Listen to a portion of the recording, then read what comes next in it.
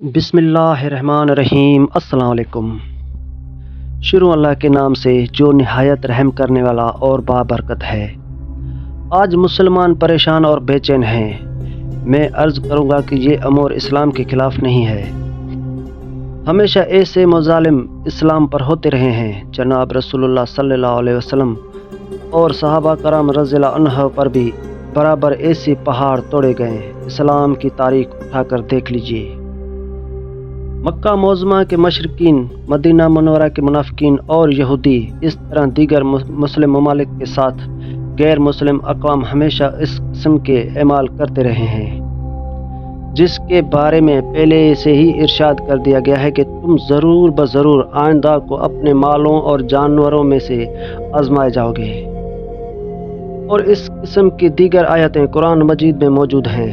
خلاصہ کلام یہ ہے کہ جو مظالم آج لوگ اسلام پر ڈھا رہے ہیں وہ ہر زمانے میں خدا کے سچے اور حقانی بندوں کے ساتھ کیے گئے ہیں۔ جناب رسول اللہ صلی اللہ علیہ وسلم کا ارشاد فرماتے ہیں کہ جس قدر مجھ کو تکلیفیں پہنچائی گئی کسی نبی کو نہیں پہنچائی گئی۔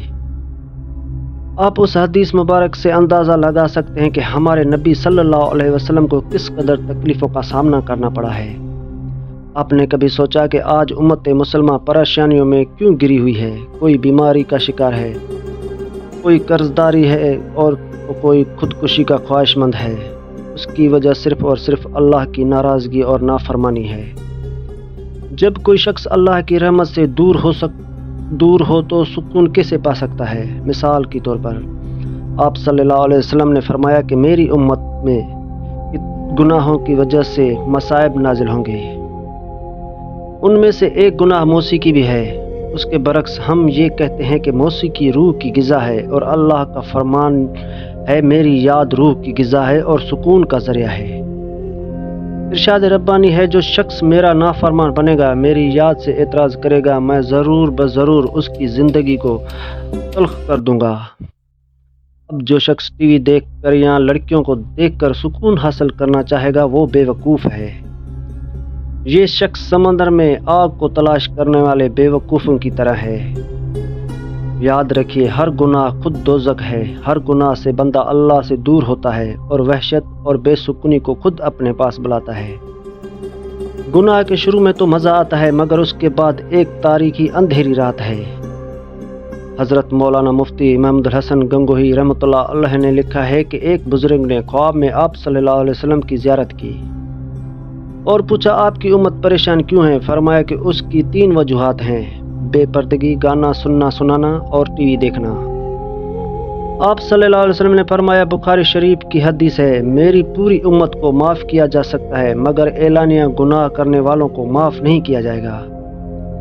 اب ہم درج ذیل گناہ کر کے کھلم کھلا اللہ سے اعلان جنگ اور بغاوت کرتے ہیں، پھر کہتے ہیں کہ سکون نہیں ہے۔ آپ صلی اللہ علیہ وسلم انسانیت کے سب سے بڑے حکیم ہیں۔ آپ نے امت مسلمہ کو سکون کے حصول کا اتنا زبردست نسخہ بتلایا جس کی قیمت بقول ایک اللہ والے کی 1 کروڑ روپے سے بھی زیادہ ہے۔ وہ نسخہ کیا ہے؟ فرمایا جو سکون حاصل کرنا چاہتا ہے اسے چاہیے کہ وہ دنیاوی اعتبار سے اپنے سے نیچے والوں کو دیکھے، اوپر والے کو نہ دیکھے۔ اس بات کا مطلب یہ ہے کہ اگر ایک شخص کے پاس موٹر سائیکل ہے تو اسے چاہیے کہ سائیکل والے کو دیکھے، گاڑی والے کو حسرت سے نہ دیکھے۔ ایسا کرنا ناشکری کا سبب بن سکتا ہے۔ اللہ تعالی ہم سب کو آپ صلی اللہ علیہ وسلم کی سچی اتباع کی توفیق عطا فرمائے۔ آمین یا رب العالمین۔